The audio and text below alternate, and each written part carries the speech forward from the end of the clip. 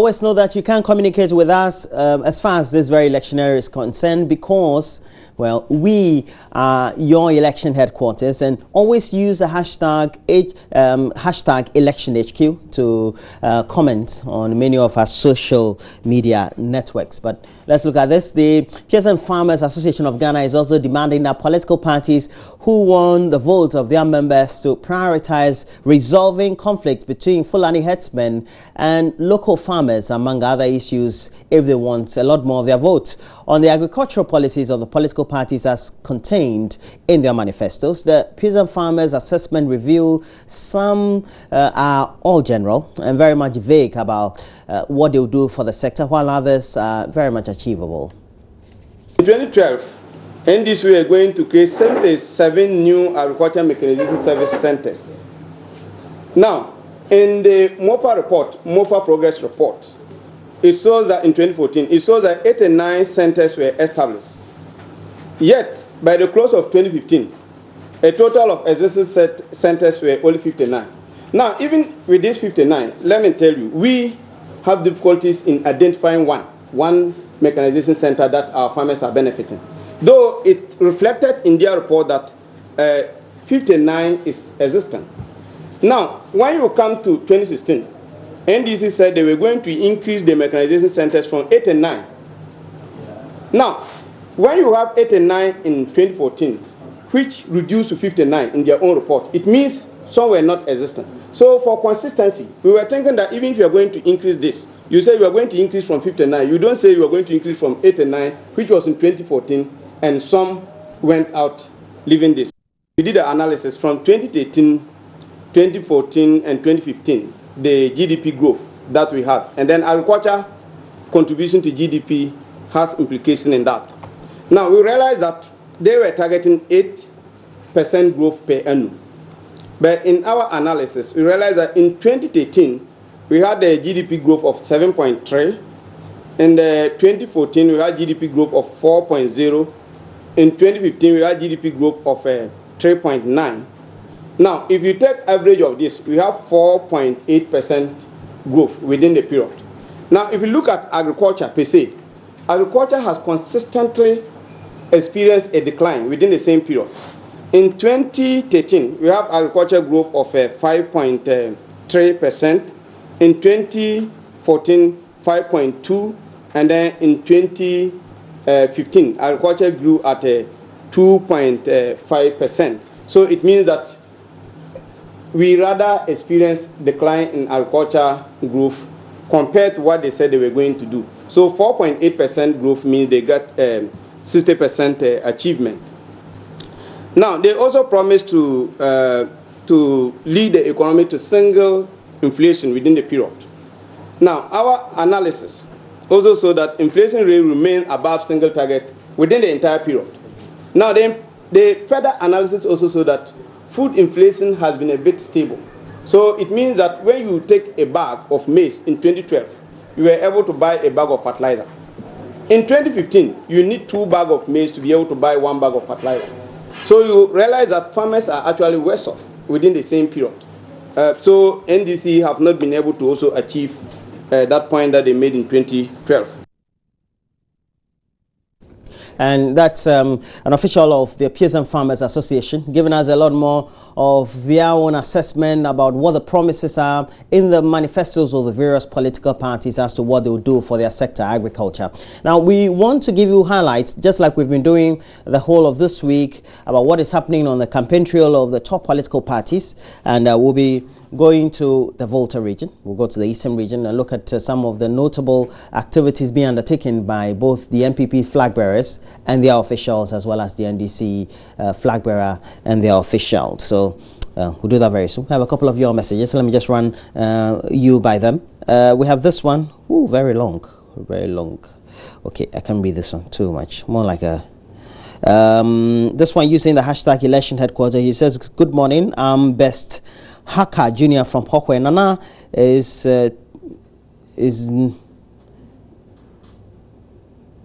Nana has begun to solicit for our votes. We, the Voltarians, are going to give him our vote. Time as soon. And then we also have this one also coming from, so President is touching down the backyard of opposition leader in the Eastern region for his usual remarkable campaign. We seek Allah's protection and guidance for His Excellency.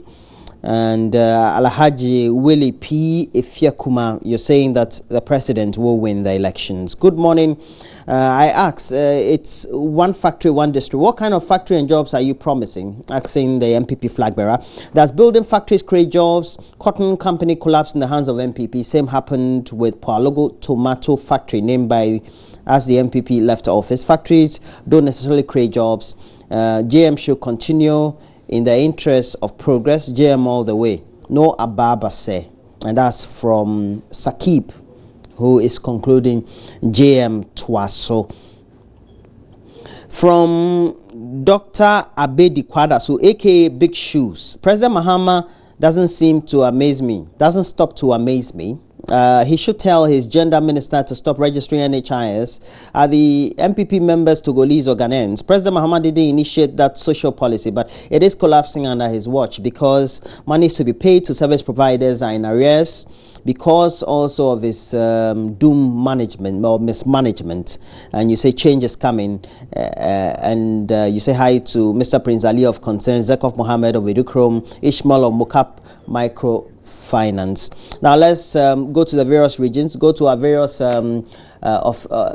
correspondents in the region. They are covering the top political parties. Richard Kojo is in the central region, and the vice president has been touring areas in the central region, but was also at a lecture Cape Coast at the University of Cape Coast campus. A very good morning to you, Mr. Kojo. What really has been happening following that very lecture that was given by the vice president? Well, the vice president came to the University of Cape Coast, met students and senior lecturers of the university, and delivered a lecture. And he did what he knows how to do best, the economy. He spoke on the economy. He said that, well, over the years, the NDC administration has done a lot of work, and so it has translated in some reforms, in some positive growth. And he said that as compared to the MPP administration, the GDP growth is very, very good, or better, is even better than what the Kufuor administration left behind. And he's also been talking about the MPP manifesto, the fact that he says it cannot be implemented because they are very fluid. They are the ideas that are they are just to win votes, and they are not something people should base on in order to vote for them, because he thinks that if they are voted for, they will send the economy of Ghana back into the doldrums. He also spoke about how graduate unemployment could be solved. He says that the university students, when they go to the university, they should look at avenues of getting themselves employed after schooling, not that they are coming out to be employed. And he thinks that people should really put themselves up, especially in the oil sector. He spoke specifically that foreigners are now taking advantage of the situation because the skills that are required to work in those areas, the Ghanaian, the students and the youth do not require that those skills. And so he is telling the youth to get themselves equipped and get skills, the needed skills in order to do that. Apart from that one, he's also been talking about his experiences at the Bank of Ghana and the Finance Ministry, the fact that his leadership in those areas translated into a lot of good economic growth. And so the NPP cannot claim, and he specifically mentioned some names in the NPP who are economic giants, and said that, well, these people cannot even vouch for the NPP manifesto in terms of the economics they are talking about. And so for the sake of politics, the people should just admit that the NDC administration has done well. And he also talked about the election petition, the 2012 election petition, that he says sent Ghana back, because for 8 years, Ghana was at a standstill, investors were withdrawing, and a whole lot of other issues. He says that the NPP is the most unpatriotic party in the history of Ghana, and they shouldn't be given any chance to come and govern again. So essentially, these were the things that the Vice President spoke about in yesterday's lecture. Now, particularly when we know that a lot more of the officials of the NDC have been undertaking campaigning, at least in very small circles in the region. What is the general overview as to what the Vice President could be doing after that very activity at the University of Cape Coast? Well, the Vice President left the Central Region about 5 days ago and just returned to deliver the lecture. He campaigned in 6 constituencies. He went to Asun South, Asun North, Asun Central. He also went to the Gomoa East, Gomoa West. He went to Upper Dinchua West, Upper Dinchua East, and then came to the Cape Coast Polytechnic to also deliver a similar lecture that was akin to what he did yesterday at the University of Cape Coast. And he has been targeting the rural folk. So he went to Bimpoeja at the Chufu Etimokwa constituency. He's basically been interacting one-on-one with the people that are there. He's also been followed by key party giants, Amabe Nywado, and who know the Central Region terrain very well. Remember, Amabe Nywado used to be the Central Regional Minister, and they've been trying relentlessly to convince the people in the region to return the NDC to retain the NDC in power. According to him, the NDC did a lot of work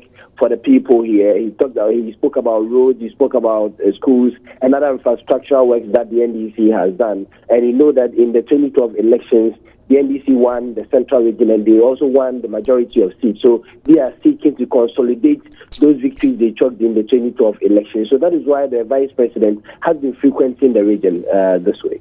Then it presupposes that because the Central Region is also vital as to who will secure the ultimate to either get the NDC retained or the MPP come into power. I believe that's why he's always in the region. But what's your own assessment about how the other leg of the campaigning has been performing in the region, i.e. what the regional chairman as well as the constituency executives and even the members of parliament themselves have been doing to complement the overall effort of the party and the vice president in the region? Well, in terms of the constituency, the NDC has said that they are targeting 20 constituencies out of the 23 constituencies that we have. And in the Cape Coast North, that is where Kobe Achampong is pitching his might against the NPP candidate Barbara Asheisi. And this constituency used to be a whole constituency until it was divided before the 2012 elections. And Honorable Barton, the first Deputy Speaker of Parliament, is the incumbent, and he did not contest again. And so in place of him, Kobe Achampong is there, and that place people tag as an election that is too close to call. Usually the MPP wins at the Cape Coast Polytechnic, the MPP wins at the University of Cape Coast, and then the NDC goes to the rural folks, and then that was what did the trick in the 2012 elections. Now, when it comes to the Cape Coast South, it is also a contest that is going to be very fiercely contested. It's between the regional minister, Kweku Ricketts-Hagen, and who is also coming up against a lawyer and a lecturer at the University of Cape Coast, lawyer Michael Atadazi. And the two of them have been mentoring the coastal belt in that particular constituency. And so these two constituencies are very key on the agenda of the NDC, and that is why Keep Fit are being organized on a regular basis on Sundays, Saturdays, Fridays. They do Keep Fit exercise to at least tell their supporters that they are around, and come December 7th, they should vote for them. And if you go to the Efutu constituency too, that is where Eric Don Atta is also coming up against MPPs of Senior Markin, and that constituency is a swing constituency. You know, it's falling to the NDC, it's falling to the MPP before, and so it is a constituency that the NDC is also keen at. If you go to the Lower Dinchua constituency, where the margin that won the NDC victory was just 31 votes. I mean, so it's also a crucial one. Remember the fertilizer saga that saw the MPP candidate in court several times to battle for his innocence in the case. So when it comes to the Central Region, it's a huge lot, and the politicians are really campaigning vigorously because they think that if they win the Central Region, the national elections are a done deal for them. Well, we'll see how that goes. We wish you all the best. We know that at least you also be monitoring issues, especially as you do your daily reporting on the subject. Richard Kwejonyako, Chief Correspondent in the Central Region. Now, let's go to the Volta region. We know that Nana Adodankwe Akufo-Addo, the flag bearer of the opposition MPP, is touring the region again. This is being done just a few days after the president also left the region, touring the whole of last week. But Fred, when you were giving me what the activities in the lineup is for the flag bearer of the MPP, you said he had visited some areas in Peki, etc. Where has he been visiting over the last 24 hours? Yesterday, Nanado was in the Kwachi Inchumuri district, Kwachi West, and then Kwachi East district. In Kwachi East, he addressed a rally at Dambai, and I should say that residents there turned out in their numbers to listen to him, where the chiefs told him that they are solidly behind him and then they will help him win the election. But then they laid some problems in front of him, which has to do with the compensation from DRA. That was when the Akusombo Dam was being constructed. They lost some land to the company, so they were being paid compensation. The chiefs mentioned that Kufo paid them some. The late Atamos also continued paying. But then in the last 4 years, they've not received any compensation from the government. So they want Nanado to come and then help them receive their compensation. So from there, Nanado was scheduled to move to the Krachi Inchumuru district. But then there was a temporal hold-up where the ferry that was supposed to convey the campaign team from the Dambai side to the Krachi side, which caused the Volta Lake. But then, because of a few challenges on the ferry, they couldn't do so. What we were told was that a truck skidded off the ferry and then blocked the ferry from moving. So the ferry couldn't move to the other side to come and convey Nana's team to Katekrachi. So with the help of some NPP youth, they went around and then did some work, offloaded yams on the truck, and then pulled the truck off the ferry. So in about 3 hours, the team was able to cross the river and then continued with the campaign tour to the Krachi Inchumuri district, where Nanado visited chiefs of the Burai traditional area. And then there, one of the chiefs told Nanado that, yes, they've always been supporting the NPP over the years. 2008, they voted massively for the NPP. 2012, they voted massively for the NPP. And then he added that because of this, the National Democratic Congress, that is the governing NDC, has sidelined their area. They were supposed to have some development projects in the area, but then because of their affiliation with the NPP, that is not true. And then he mentioned also that when the Krachi Inchumuru district was created, they were supposed to be given the district capital, but because of their affiliation, they were not given the district capital. So he assured Nanado that this time around they will help him win the election, and then they will make sure votes in the area is increased. So when he wins the election, he should come and then help them. And then he laid some challenges in front of Nanado, where he has to do with poor road network, a lack of educational infrastructure, and then access to potable water. So Nanado also told them that, okay, he's thanking them for their support, and then they should continue supporting him, and that when he gets to the office of the president, he will make sure all their problems are solved. So from Burai, we went to Krachi, we went to Chinderi, where I should say Nanado recorded another massive crowd or a massive turnout. People came out in their numbers to listen to his message of change. The message he gave them was simple: use your time to change the destiny of this country. He assured them that when he wins the election, he would make sure their lives are improved. He made mention of the reviving of the NHIS, that is the National Health Insurance Scheme, the introduction of the one district, one factory, and then also one district, one dam policies. And then he also mentioned that he has seen that the country or the local level development is not up to tax, or it's not going as it should be. So he wants to implement $1 million daily annual wage or annual allocation to all constituencies in the country so that they can use this money to develop their constituencies. And then from there, we moved to Katekrachi in the Krachi West constituency, where again he addressed another rally at Katekrachi. Well, we'll see how that goes. Why is he going today? Do you know his itinerary for the day? Yes, today he's doing in Kwanta North and then in Kwanta South, where he will meet with the chiefs of Pasa. And then from there, he will address a rally again, and then move down to Kwanta South, and then address a rally at Kwanta. So today he settled to do 2 constituencies. And then tomorrow he'll move down south to KJB, Akan, and then Hohwe.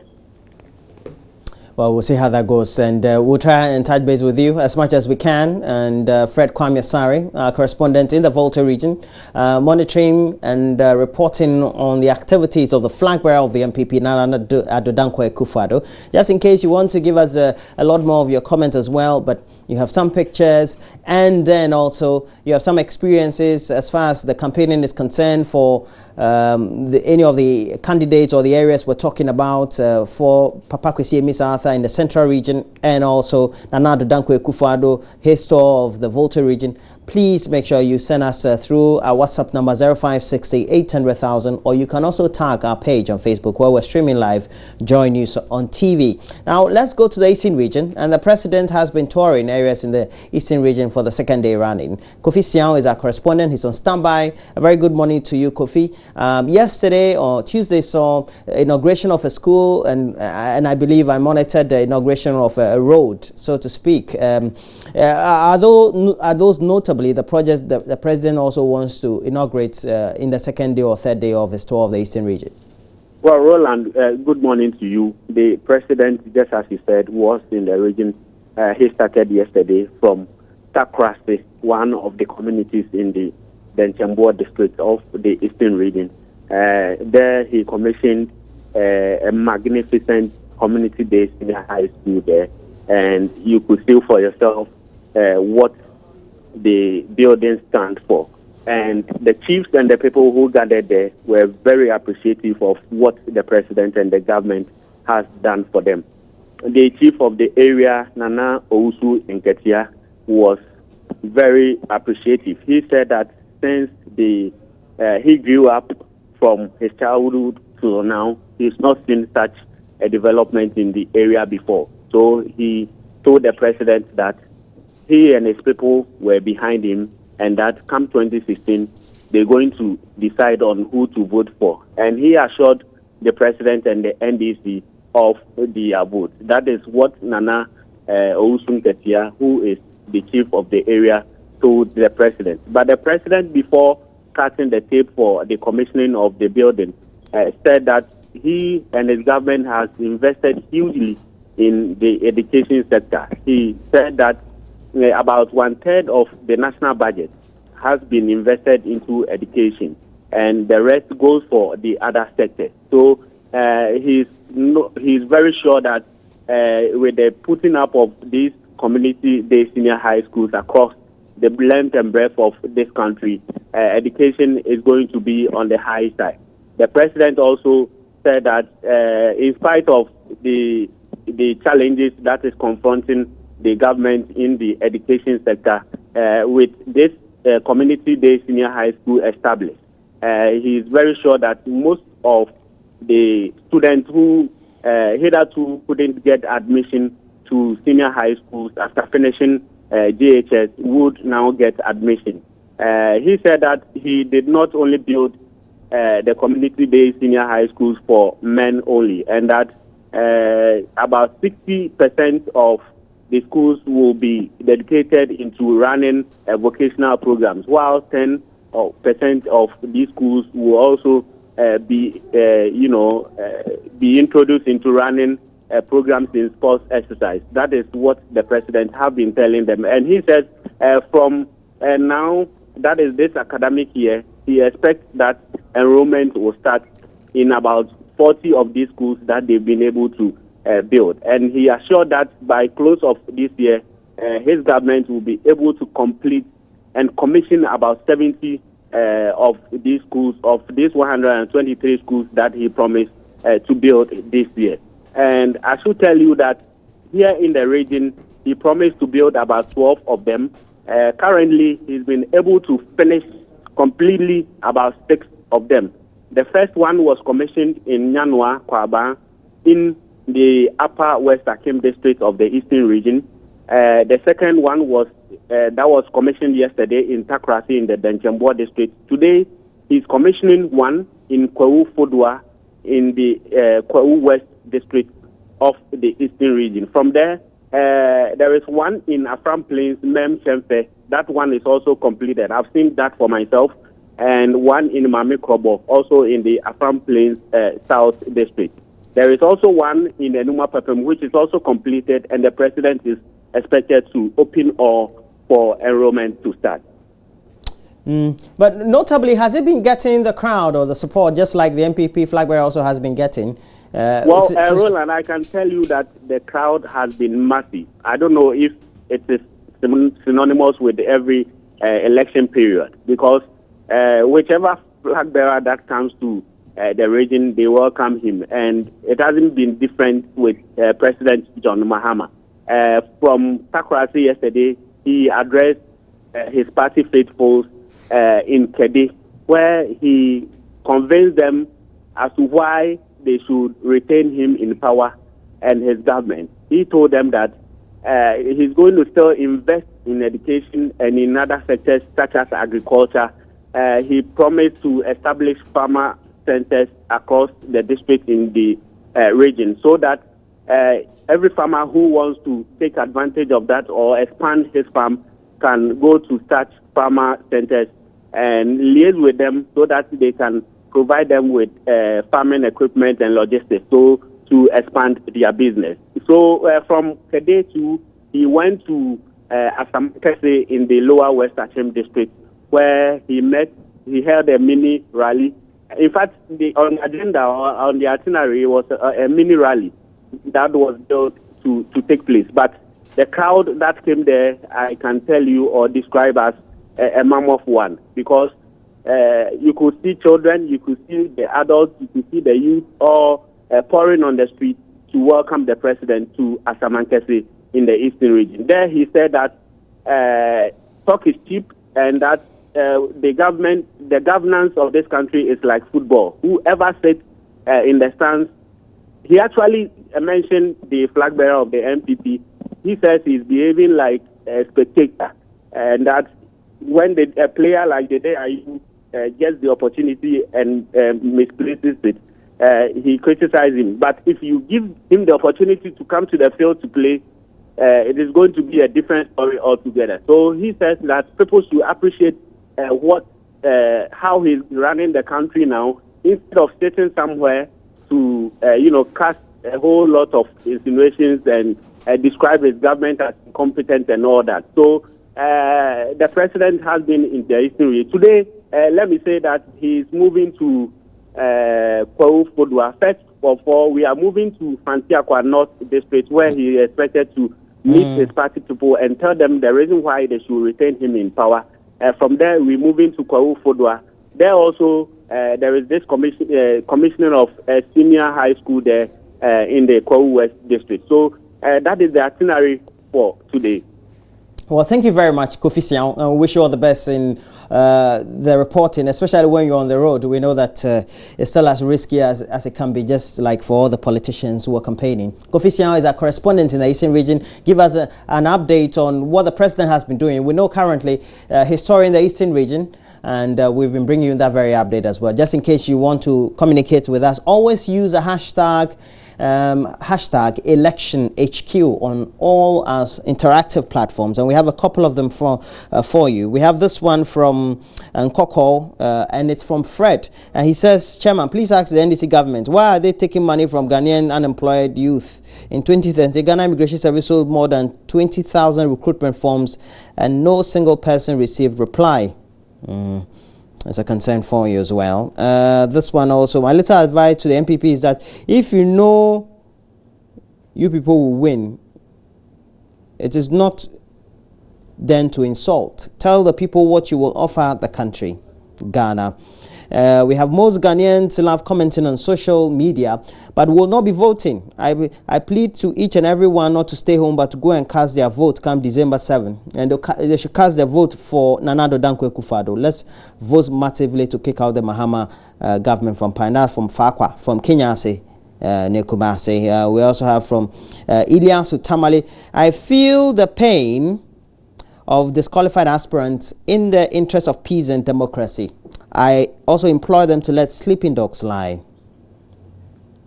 And then we have this one from Sanda Vincent from Wa. From every district, one factory, one policy to one dam, one village. Nana Pa, Ghanaians should watch this man carefully. His promises are too ambitious. And that's from you. So those are generally the comments we have as well. So.